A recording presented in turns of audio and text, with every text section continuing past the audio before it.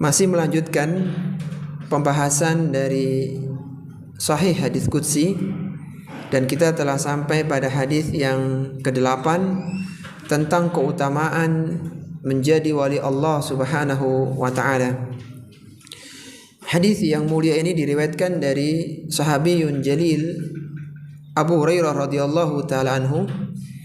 Ia mengatakan Rasulullah sallallahu alaihi wasallam bersabda, Inna Allaha qala man aadali waliyan faqad adantuhu bil harbi wa ma taqarraba ilayya 'abdi bi syai'in ahabba ilayya mimma aftaradtu alayhi wa ma yazalu 'abdi yataqarrabu ilayya bin nawafili hatta uhibbahu fa idza ahbabtuhu kuntu sam'ahu alladhi yasma'u bih wa basarahu alladhi yubsiru bih wa yadahu allati yabtishu biha wa rijlahu allati yamshi biha wa in sa'alani la u'tiyannah wa la in ista'adhani la u'idhannah wa ma taraddadtu an syai'in ana fa'iluhu taraddudi an nafsil mu'mini yakrahul mauta wa ana akrahu masa'atahu.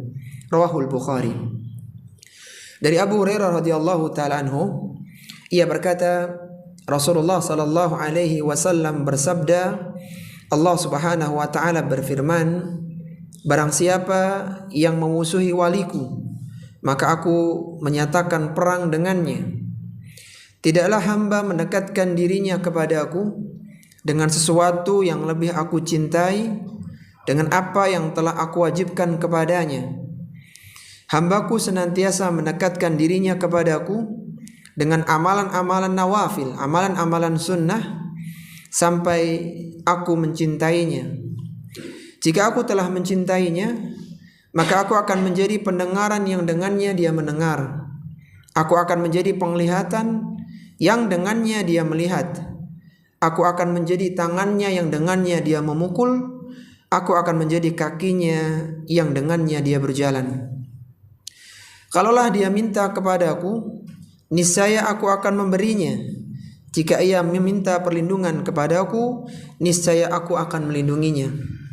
Tidaklah aku ragu untuk berbuat sesuatu seperti keraguanku untuk mencabut nyawa seorang mukmin.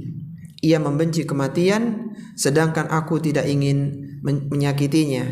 Ada sini sahih diriwayatkan oleh Imam Bukhari dalam sahihnya nomor 6502. Hadis ini salah satu hadis yang diriwayatkan dari Abu Hurairah. Karena kita sudah sering menyampaikan biografi Abu Hurairah, maka kita langsung masuk pada pelajaran dari hadis yang mulia ini. Hadis tentang keutamaan menjadi wali Allah Subhanahu wa taala. Ada 10 pelajaran yang bisa kita ambil. Pelajaran yang pertama, wali Allah Subhanahu wa taala adalah orang-orang yang beriman dan selalu bertakwa. Wali Allah Subhanahu wa taala adalah orang-orang yang beriman dan selalu bertakwa. Pelajaran yang pertama ini terambil dari potongan awal hadis, Innallaha ta'ala qala man adali waliyan. Allah Subhanahu wa taala berfirman, barang siapa yang memusuhi waliku. Allah menyebutnya dengan wali. Maka muncul pertanyaan, siapa kiranya yang masuk dalam kategori wali Allah Subhanahu wa taala yang akan mendapatkan keutamaan yang disebutkan dalam hadis yang mulia ini.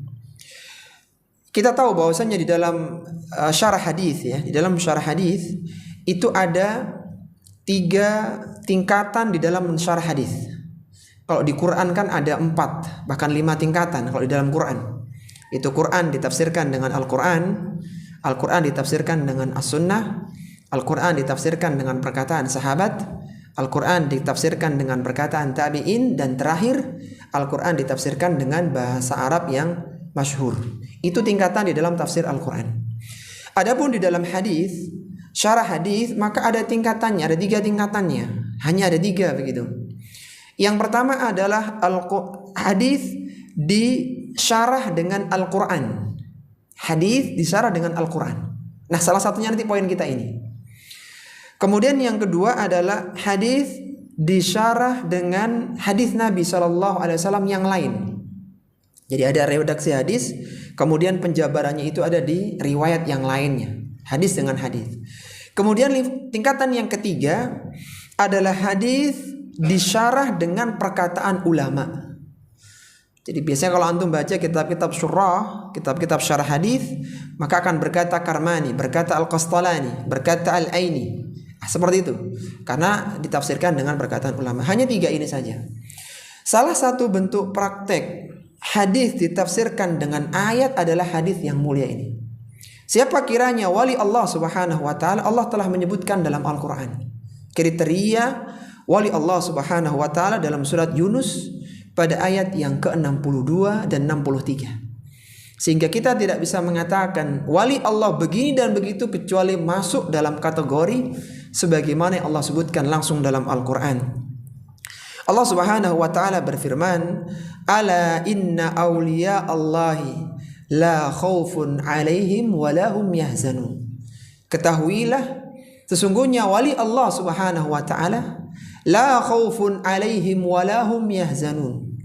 Mereka tidak bersedih, tidak khawatir dengan apa yang menimpa mereka, dan mereka tidak bersedih dari apa yang luput dari mereka. Ini sifat wali Allah Subhanahu wa taala. Kemudian siapa wali Allah? Dijelaskan pada ayat yang berikutnya, alladzina amanu wa kanu yattaqun. Kategori wali Allah Subhanahu wa taala adalah orang-orang yang beriman dan senantiasa bertakwa kepada Allah Subhanahu wa taala. Itulah wali Allah. Jadi orang yang beriman dengan hatinya, dengan lisannya, dengan anggota badannya, dan dia menjauhi kemaksiatan-kemaksiatan, dia melakukan ketaatan kepada Allah karena dia bertakwa kepada Allah Subhanahu wa taala. Dan wali Allah Subhanahu wa taala senantiasa bertakwa dimanapun mereka berada.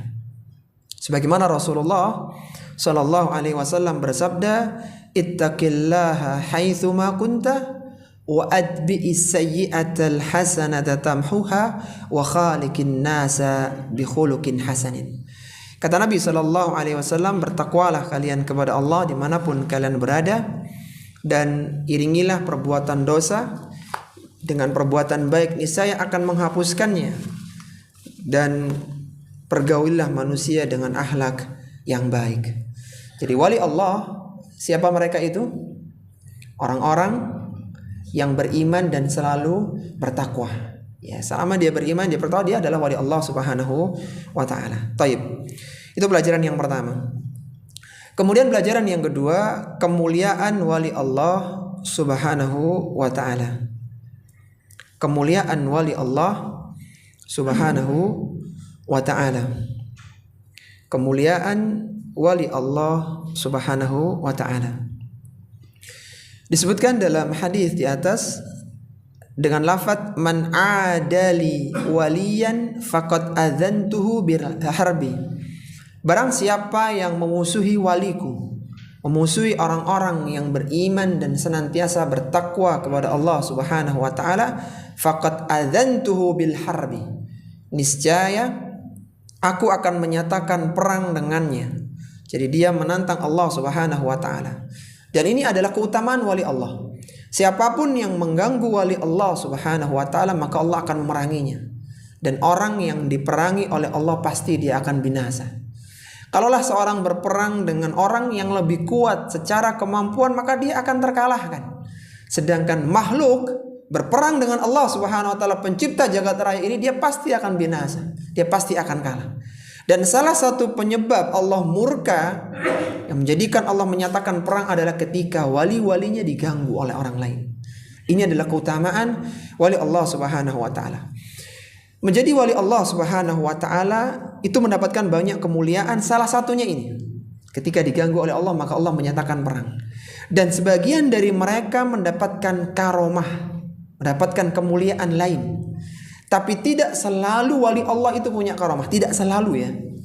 Cuman kemuliaan mereka dapat, tapi karomahnya kadang tidak dapat. Jadi karomah adalah sesuatu yang Allah berikan dan sifatnya tidak bisa dipelajari dan tidak bisa diulangi. Jadi karomah, jadi dikatakan karomah adalah sebuah kemuliaan yang Allah berikan kepada para walinya, bukan dalam tingkatan Nabi. Kalau Nabi kan mukjizat, ini wali yang tidak bisa dipelajari dan tidak bisa diulangi.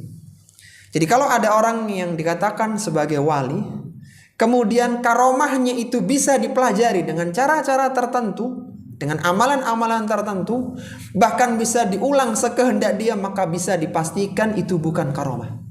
Itu bukan karomah. Andai kata karomah, maka bukan dari Allah Subhanahu wa ta'ala, tapi dari syaitan. Salah satu contohnya, kita tahu bahwasanya para sahabat radhiyallahu ta'ala anhum adalah orang-orang yang beriman dengan keimanan yang kuat dan mereka senantiasa bertakwa. Dan sebagian dari mereka mendapatkan karomah, sebagian dari mereka. Salah satunya adalah Umar bin Khattab radhiyallahu ta'ala anhu. Kita tahu Umar bin Khattab adalah seorang sahabat yang banyak pernyataannya, pendapatnya bersamaan dengan Al-Quranul Karim.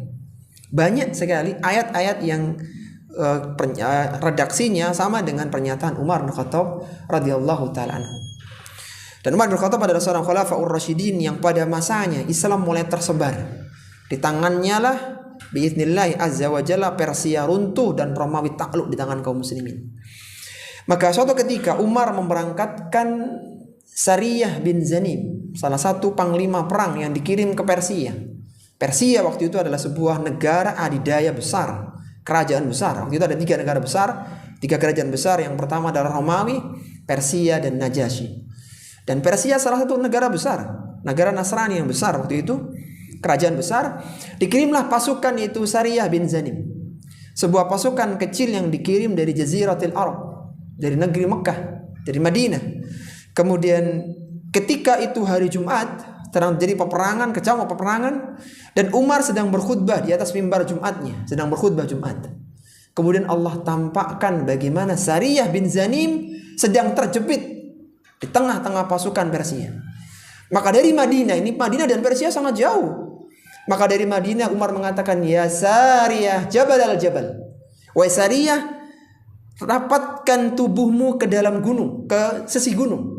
Jadi cara bertahannya kalau seperti itu adalah pasukan semua mengelilingi gunung, kemudian balik mereka gunung, depannya adalah musuh. Itu cara bertahan. Dan ucapan itu didengar oleh Sariyah bin Zanim meskipun jaraknya jauh. Ketika pasukan ini datang dari perang dan mereka bisa menyelamatkan diri, mereka bisa berhasil pulang ke Madinah, ditanya oleh para sahabat, ini khutbah Jumat, sehingga pendengarnya sangat banyak sekali. Kemudian kata sahabat, wahai Sariyah, apakah kau dengar pernyataan Umar? Ya Sariyah, jabal al-jabal, wahai Sariyah, rapatkan ke gunung, rapatkan ke gunung. Maka kata Sariyah, kami mendengar ucapan itu dengan sangat jelas. Dan dari situlah kami pulang dengan membawa kemenangan. Artinya mereka berhasil pulang ke Madinah. Ini hanya terjadi sekali, khawatibillah. Tidak pernah Umar belajar bagaimana menyampaikan suara dari Madinah ke Persia. Tidak pernah belajar. Dan tidak terulang kedua kalinya. Jadi karomah dia dikatakan karomah ketika dia tidak bisa dipelajari dan tidak bisa diulangi. Kalaulah ada orang yang mengaku sebagai wali Allah, kemudian dia mempelajari karomah, maka itu bisa dipastikan itu bukan karomah. Apalagi karomahnya bisa terulang. Itu jelas bukan karomah. Dan sekali lagi, wali Allah tidak semuanya mendapatkan karomah. Tidak semuanya mendapatkan karomah. Supaya kita tidak tertipu ya, karena Syekhul Islam itu menulis sebuah kitab Al-Farqu Baina Awliya'ir Rahman wa Awliya'is Syaitan. Perbedaan antara wali-wali Ar-Rahman dengan wali-wali syaitan. Hati-hati, jangan tertipu dengan wali-wali syaitan. Kemudian pelajaran yang ketiga dari hadis yang mulia ini, amalan fardu lebih utama daripada amalan sunnah. Amalan fardu lebih utama daripada amalan sunnah. Amalan fardu lebih utama daripada amalan sunnah. Disebutkan dalam hadis tadi, dalam potongan hadis, wa ma taqarraba ilayya 'abdi bi syai'in ahabba ilayya mimma aftaradtu alaihi.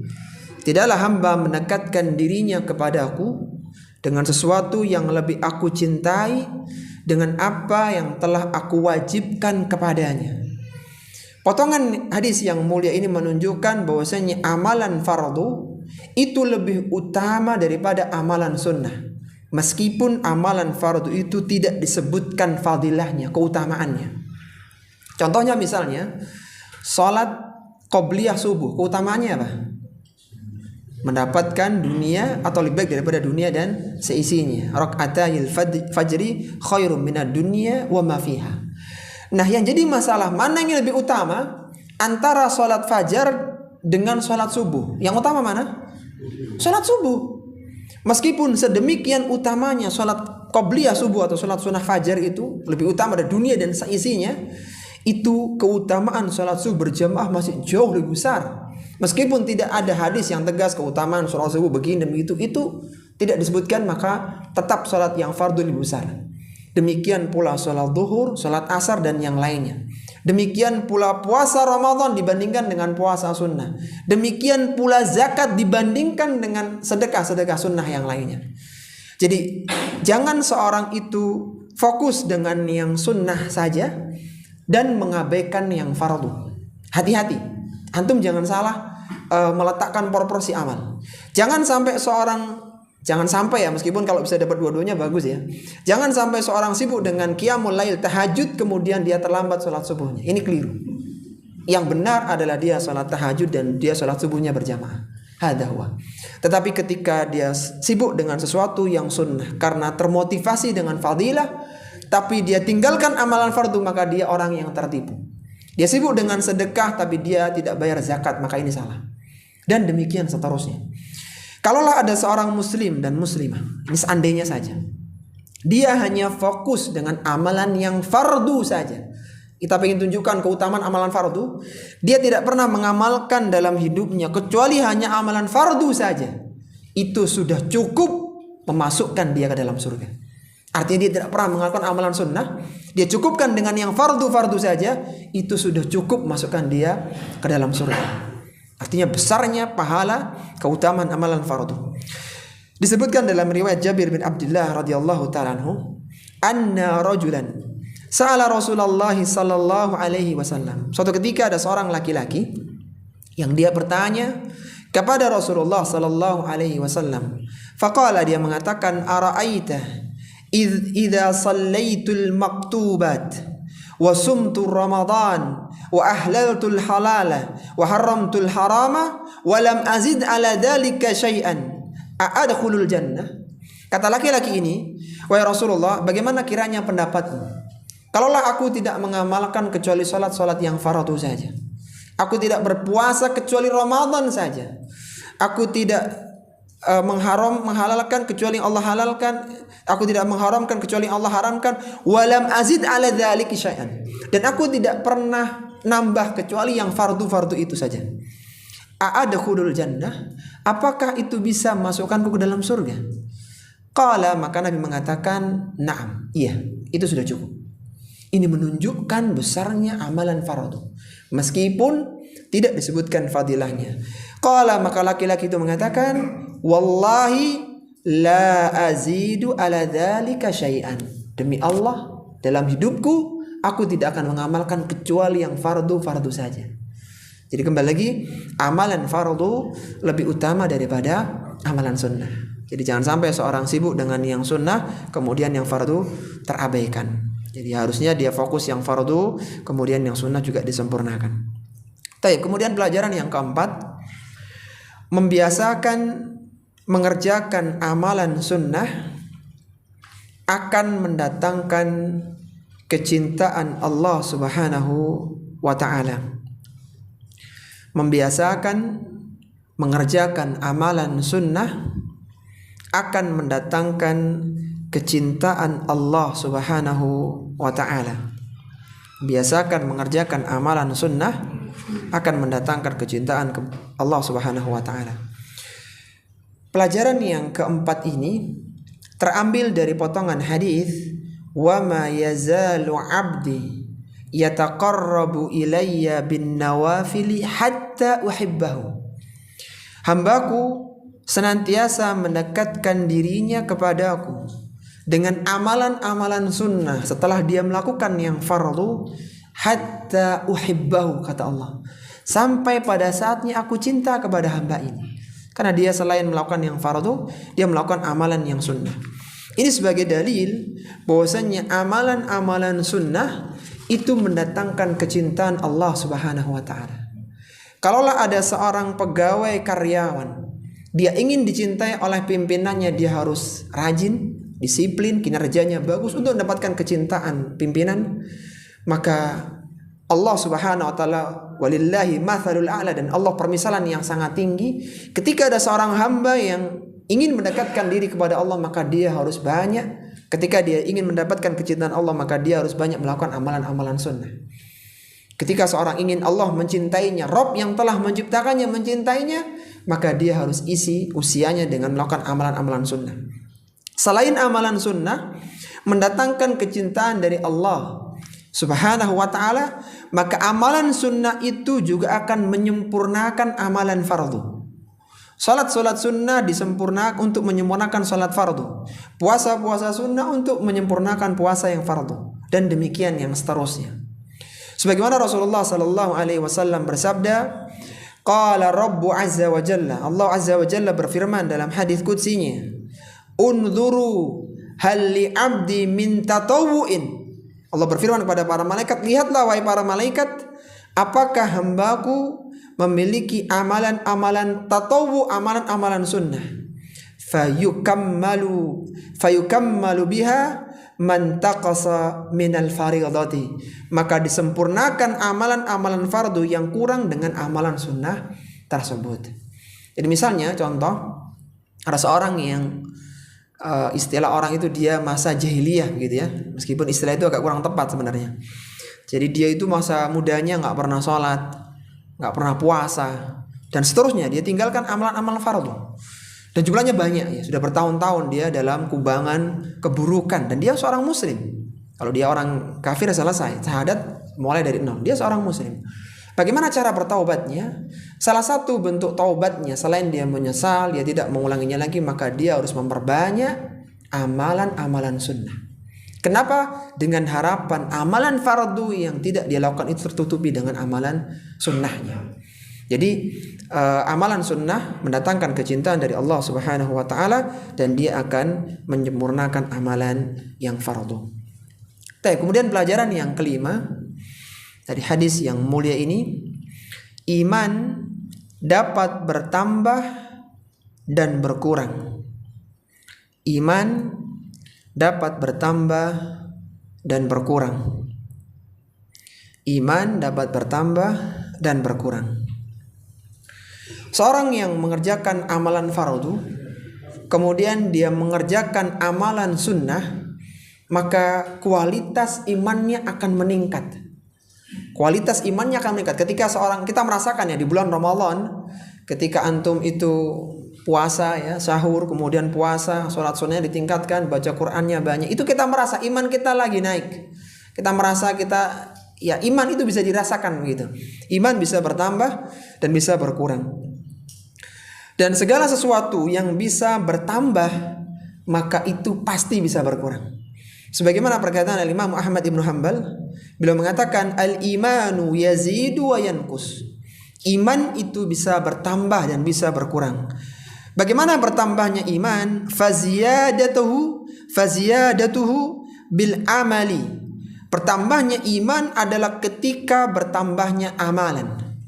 Jadi kita menjaga salat sunnah kita, puasa kita, baca Quran kita, zikir kita, kita ingin iman kita konsisten, tidak turun begitu. Caranya adalah kita beramal. Jadi ketika seorang itu mulai ya kendo dalam sholat sunnahnya, dia kurang dalam zikirnya, maka pelan-pelan akan terkikis iman itu, terus berkurang. Jadi caranya kata beliau faziyadatuhu bil amal, dengan melakukan amalan ketaatan. Wa nuqsanuhu bitarkil amal, yaitu berkurangnya iman dengan tarkil amal, dengan meninggalkan amalan, meskipun amalan sunnah. Jadi terkadang ya seorang itu menyepelekan, ini kan sunnah, ini kan tidak wajib. Ya bolehlah, tetapi ketika itu dilakukan secara rutin terus menerus, maka bisa mengurangi keimanan kita. Apa kata Ibnu Uyainah? Ibnu Uyainah adalah seorang tabi'ut tabi'in di Makkah yang wafat tahun 198 Hijriah. Beliau pernah mengatakan, Ketika ditanya apakah iman itu bisa bertambah dan berkurang, kata Ibnu Uyainah, tidaklah engkau mendengar firman Allah Subhanahu wa taala, maka perkataan itu menambah iman mereka. Jadi banyak sekali ayat yang menyebutkan bahwa bertambah iman mereka, zadahum imanan, menambah keimanan mereka dalam banyak ayat Al-Qur'an. Kemudian ditanyakan lagi kepada beliau, kepada Ibnu Uyainah, apakah iman itu bisa berkurang? Apakah iman bisa berkurang? Kata beliau, tidaklah ada sesuatu yang bisa bertambah kecuali dia pasti bisa berkurang. Jadi iman ketika dia bertambah dengan ketaatan, maka dia pasti bisa berkurang. Dan salah satu penyebab berkurangnya iman tadi apa? Kemaksiatan dan meninggalkan amalan sunnah. Jadi kadang kita perlu istiqomah ikhwati fillah di dalam melakukan amalan sunnah untuk menjaga konsistensi iman kita. Baik. Kemudian yang keenam, pelajaran yang keenam, menetapkan bahwa Allah Subhanahu wa taala memiliki sifat mahabbah atau sifat kecintaan. Menetapkan bahwa Allah Subhanahu wa taala memiliki sifat mahabbah, kecintaan. Menetapkan bahwa Allah Subhanahu wa taala memiliki sifat mahabbah, yaitu kecintaan. Disebutkan dalam hadis di atas, hatta uhibbahu, sampai aku mencintainya. Itu Allah mencintainya. Ini sebagai dalil bahwa Allah memiliki sifat mahabbah, sifat cinta. Sifat Allah Subhanahu wa taala terbagi menjadi dua. Yang pertama adalah sifat tsubutiyah dan yang kedua adalah sifat salbiyah. Apa itu sifat tsubutiyah? Sifat tsubutiyah adalah sifat yang ditetapkan untuk Allah Subhanahu wa taala, yang tetap untuk Allah Subhanahu wa taala. Karena ada nas dalilnya. Salah satunya sifat mahabbah ini. Adapun sifat salbiyah adalah sifat yang dinafikan dari Allah Subhanahu wa taala. Nanti insyaallah akan kita bahas sifat salbiyah. Sifat tsubutiyah, sifat yang ditetapkan untuk Allah Subhanahu wa taala terbagi menjadi dua lagi. Ada sifat dzatiyah dan ada sifat fi'liyah. Ada sifat dzatiyah, ada sifat fi'liyah. Apa itu sifat dzatiyah? Sifat dzatiyah adalah sifat yang senantiasa melekat pada zat Allah Subhanahu wa taala. Senantiasa ada pada zat Allah Subhanahu wa taala. Seperti misalnya sifat mendengar, Allah Maha mendengar, sifat melihat, Allah Maha melihat, dan demikian seterusnya. Sifat itu ada pada zat Allah Subhanahu wa taala yang tentunya tidak sama dengan makhluknya. Ini sifat dzatiyah. Kemudian yang kedua adalah sifat fi'liyah, yaitu sifat yang berkaitan dengan kehendak Allah Subhanahu wa taala. Jika Allah Subhanahu wa taala menghendakinya, maka Allah melakukannya. Tapi jika tidak, maka Allah tidak melakukannya. Contohnya adalah sifat maji, sifat datang. Pada hari kiamat Allah akan datang pada hari kiamat sedangkan malaikat sedang bersaf-saf. Wa jaa rabbuka wal malaku saffan saffa. Kapan Allah datang sekehendak Allah Subhanahu wa taala? Kapan Allah ingin mendatangi mereka sekehendak Allah? Seperti misalnya sifat turun, sifat nuzul. Allah punya sifat turun. Kapan Allah turun sekehendak Allah? Sekehendak Allah Subhanahu wa taala. Seperti misalnya sifat bicara. Sifat bicara adalah sifat dzatiyah, tapi ketika dilihat kapan Allah berbicara maka itu sifat fi'liyah. Intinya sifat dzatiyah tadi apa? Sifat yang senantiasa ada dalam zat Allah. Adapun fi'liyah itu ketika Allah menghendakinya. Ketika Allah menghendakinya maka Allah melakukannya. Dan terkadang ya ada sifat yang ketika dilihat dalam satu sisi maka dia fi'liyah atau dia dzatiyah, dan dilihat dalam sisi yang lain dia fi'liyah. Contohnya sifat kalam, sifat berbicara. Sifat kalam senantiasa ada pada zat Allah Subhanahu wa taala. Tapi kapan Allah berbicara, kepada siapa Allah berfirman, itu sekehendak Allah. Paham ya? Jadi ada satu sifat atau ada beberapa sifat yang dia dzatiyah dalam suatu sisi dan fi'liyah di sisi yang lainnya. Termasuk salah satunya adalah sifat mahabbah, sifat cinta itu. Jadi Allah kapan mencintai, siapa yang dicintai itu terserah Allah Subhanahu wa taala. Kemudian yang berikutnya adalah sifat salbiyah, sifat yang ditiadakan dari Allah. Misalnya adalah sifat zalim. Sebagaimana Allah berfirman, wala yadhlimu rabbuka ahada, dan Rabbmu tidak menganiaya seorang pun, tidak menzalimi siapapun. Di dalam sifat salbiyah ini, selain kita menafikan, meniadakan sifat tersebut, kita harus menetapkan lawannya. Meniadakan sifat itu saja tidak cukup, tapi harus diiringi dengan sifat lawannya. Jadi ketika kita katakan Allah tidak zalim, kita harus mengatakan Allah itu adil. Jadi penetapannya itu harus ada. Karena ketika tidak zalim saja maka kurang sempurna. Dia harus mendatangkan sifat adil. Iya, taib. Jadi itulah tentang sifat Allah. Dari sifat terbagi berapa tadi? Sifat Allah 2, yang tsubutiyah sama salbiyah. Enggak, tsubutiyah sama salbiyah dulu. Yang ditetapkan sama yang dinafikan. Yang tsubutiyah ada berapa? Ada 2, yang dzatiyah yang senantiasa ada, dan sifat fi'liyah yang ketika Allah menghendakinya. Taib. Baik, kemudian yang ketujuh ya, pelajaran yang ketujuh. Allah Subhanahu wa taala akan membimbing para walinya. Allah Subhanahu wa taala akan membimbing para walinya. Allah Subhanahu wa taala akan membimbing para walinya. Tadi kita sudah menyebutkan bahwa wali Allah itu mendapatkan kemuliaan yang memusuhinya akan dinyatakan perang oleh Allah Subhanahu wa taala. Salah satu kemuliaan yang lain, Allah akan membimbing wali itu, wali tersebut. Sebagaimana disebutkan dalam hadis di atas, fa idza ahbabtuhu, ketika aku sudah mencintainya, kuntu sam'ahu alladhi yasma'u bih, aku akan menjadi pendengarannya yang dengannya dia mendengar. Wa basarahu alladhi yubsiru bih, aku akan menjadi penglihatannya dengannya dia melihat.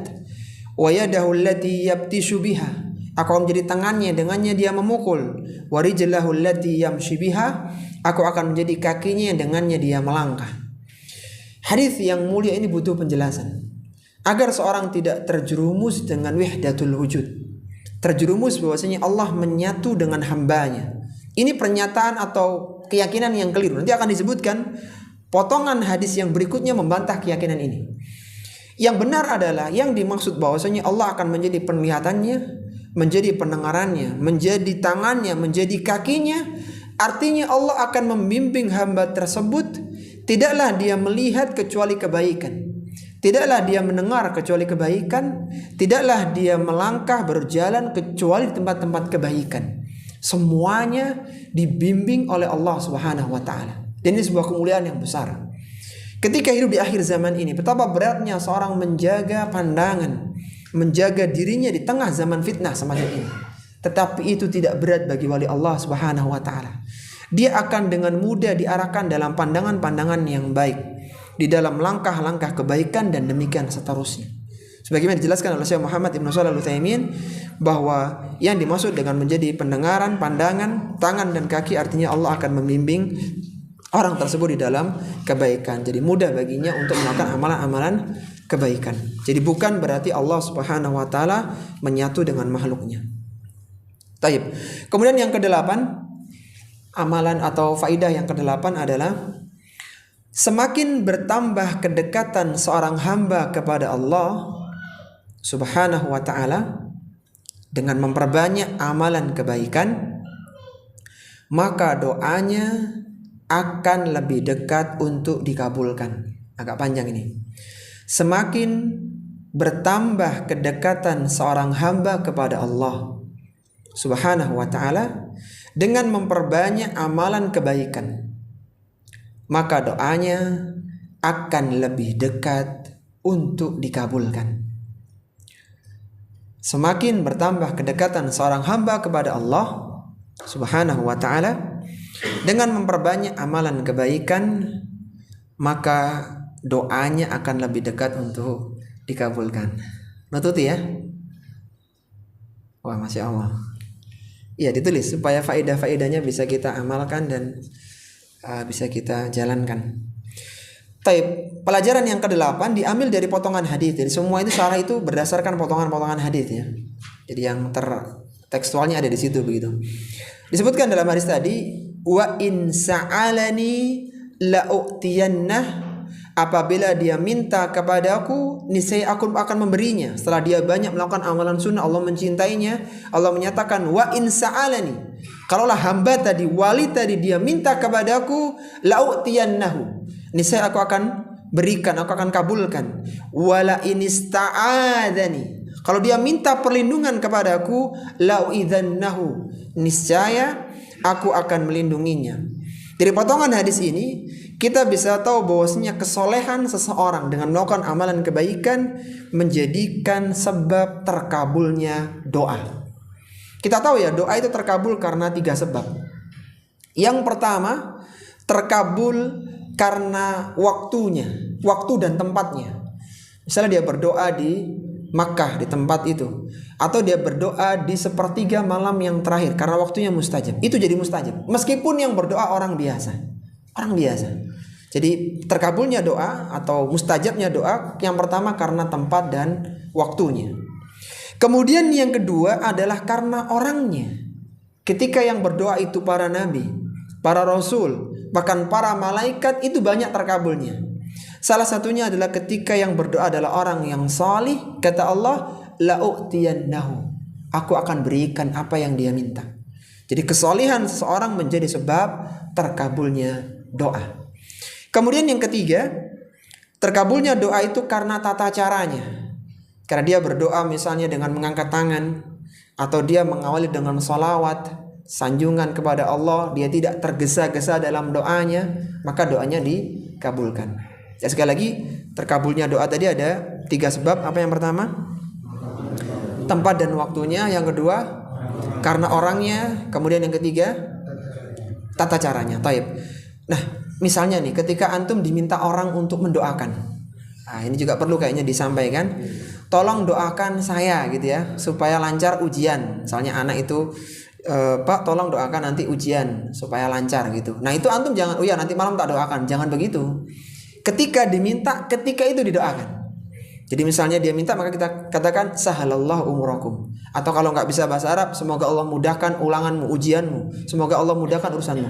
Ketika diminta saat itu berdoa. Jadi jangan nunggu nanti malam, kan belum tentu juga bangun nanti malam. Apalagi juga lupa karena udah requestnya banyak ya.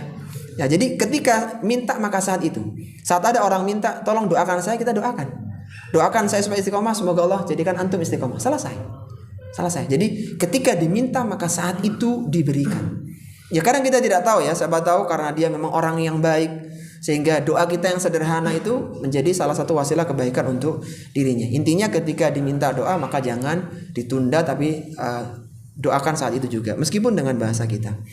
Baik, kemudian yang ke-9, Allah Subhanahu wa taala tidak menyatu dengan makhluknya. Allah Subhanahu wa taala tidak menyatu dengan makhluknya. Allah Subhanahu wa taala tidak menyatu dengan makhluknya.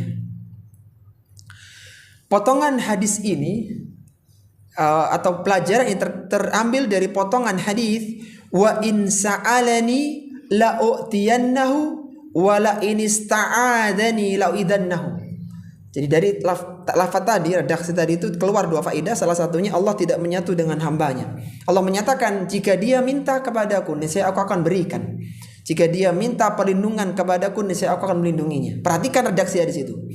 Kalaulah yang dimaksud Allah menjadi pandangan, pendengaran, tangan dan kakinya Allah bersatu dengan makhluk, seandainya itulah maksudnya, maka bertentangan dengan redaksi yang berikutnya. Kenapa? Karena tidak mungkin antara zat yang meminta dengan yang memberi terkumpul dalam satu zat. Antum paham nggak? Kan disebutkan wa in sa'alani, kalau dia minta kepadaku la'u'tiyannahu, niscaya akan berikan kepadanya. Bagaimana mungkin dalam diri seseorang ketika dia mengaku bersatu dengan Allah, dia minta kepada dirinya dan dirinya memberikan kepada dirinya sendiri? Kan tidak mungkin berkumpul antara meminta dengan memberi. Faqidu syai' la yu'ti. Orang yang tidak punya tidak bisa memberi. Ketika dia punya, kenapa dia minta? Ini menunjukkan bahwa itu Allah tidak menyatu. Belum lagi dalil-dalil yang lain yang sangat banyak ya. Kita bicara dalam konteks hadis ini saja. Jadi tidak mungkin yang dimaksud itu Allah bersatu dengan makhluknya. Tidak mungkin. Karena bagaimana? Ya Allah, aku minta begini. Sedangkan Allah ada pada dirinya. Tidak mungkin yang meminta dan yang memberi berada dalam satu zat. Jadi salah seorang yang memahami bahwasanya Allah menjadi penglihatan, pendengaran, kaki dan tangannya itu bersatu dengan dia. Salah. Bukan itu maksudnya. Karena itu terbantah dengan potongan hadis yang setelahnya. Belum lagi dalil yang lainnya tentang ketika Rasulullah Isra Mi'raj kemana berangkatnya? Ke langit. Seandainya di dada Nabi ada Allah, maka di situ sudah cukup. Demikian seterusnya. Jadi intinya bahwasannya ini menunjukkan Allah tidak bersatu dengan makhluknya. Jangankan untuk menampung zat Allah yang maha besar, arsy saja dimasukkan ke tubuh seorang itu hancur berkeping-keping. Arsy itu makhluk Allah yang paling besar. Langit yang 7 lapis dibandingkan dengan kursi, itu kursi seperti cincin. Sedangkan langit yang 7 lapis seperti cincin, sedangkan kursi itu seperti Sahara, seperti padang pasir. Itu kursinya itu besarnya seperti itu. Kursi itu adalah, kata Abdullah bin Abbas, maudhi'ul qadamain, tempat 2 telapak kaki Allah Subhanahu wa taala. Kursi Allah sebutkan dalam surat dalam ayat kursi, wasi'a kursiyus samawati wal ardh. Jadi kursi adalah maudhi'ul qadamain.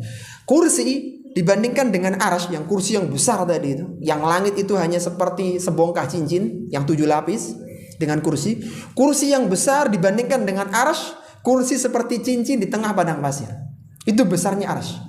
Makhluk Allah yang terbesar itu arsy Allah Subhanahu wa taala.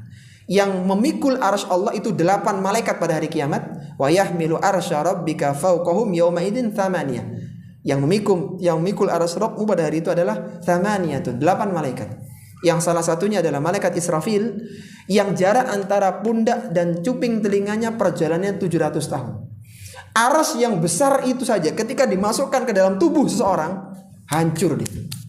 Bagaimana kiranya Allah Subhanahu wa taala masuk ke dalam tubuh seseorang? Tidak mungkin. Jadi kembali lagi, Allah tidak menyatu dengan makhluknya. Ini salah satu alasan kenapa kita belajar hadis qudsi. Karena kadang redaksi hadis qudsi tidak mudah untuk dipahami. Kita perlu melihat bagaimana penjelasan para ulama-ulama Ahlussunnati wal Jamaah. Maka beruntunglah kita.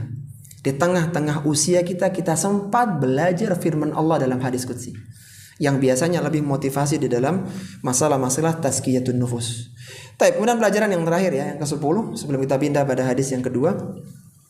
Kematian bagi manusia adalah sebuah kepastian. Kematian bagi manusia adalah sebuah kepastian. Disebutkan di akhir hadis tadi, wa ma taraddadtu an syai'in ana fa'iluhu taraddudi an nafsil mu'mini yakrahul mauta wa ana akrahu masa'atahu. Tidaklah aku ragu untuk berbuat sesuatu seperti keraguanku untuk mencabut nyawa seorang mukmin yang ia benci dengan kematian, sedangkan aku tidak ingin menyakitinya. Kematian ini adalah sesuatu yang pasti bagi manusia. Dia tidak bisa menghindarinya. Sebagaimana Allah Subhanahu wa taala berfirman, kullu nafsin dha'iqatul maut. Setiap jiwa pasti akan merasakan kematian. Dan kematian dikehendaki oleh Allah Subhanahu wa taala dalam satu sisi, tetapi Allah tidak menyukainya di sisi yang lainnya. Inilah yang disebut dengan keraguan.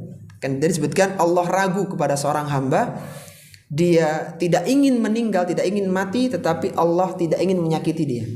Yang dimaksud dengan ragu di situ adalah Allah menginginkan kematian dalam satu sisi untuk hamba, dan Allah itu tidak menyukai menyakiti hamba itu. Semoga antum bisa paham ya. Kenapa Allah harus menetapkan kematian bagi hamba? Karena tidak ada jalan bagi seorang hamba untuk masuk ke dalam surga, melihat wajah Allah Subhanahu wa taala yang mulia, kecuali palang pintunya apa? Mati dulu. Mau tidak mau harus mati. Itu satu sisi, itu satu kebaikan buat dia.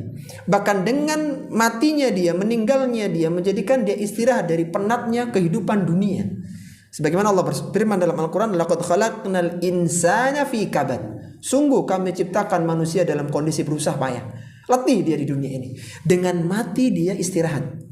Jadi kematian itu sebuah ketetapan satu sisi. Tapi tahukah kita kematian itu berat? Sesungguhnya dalam kematian itu ada sakaratnya, ada sakaratul mautnya. Kata Nabi, ketika seorang itu sakaratul maut maka sakitnya sangat luar biasa. Sampai kata Aisyah radhiyallahu taala anha, dahulu aku berharap bisa selamat dari sakaratul maut, tapi ketika melihat sakaratul mautnya Nabi sallallahu alaihi wasallam, dan seorang nabi dan rasul, maka aku menganggap bahwasanya tidak ada orang yang bisa selamat dari sakaratul maut yang sangat berat. Itu menyakiti atau tidak disukai oleh seorang hamba.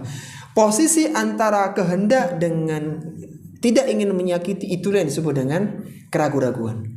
Tetapi sekali lagi bahwasanya kematian adalah sesuatu yang pasti, yang tidak bisa dihindari, dan dalam kondisi itulah yang disebut dengan keraguan yang disebutkan dalam hadis yang mulia ini.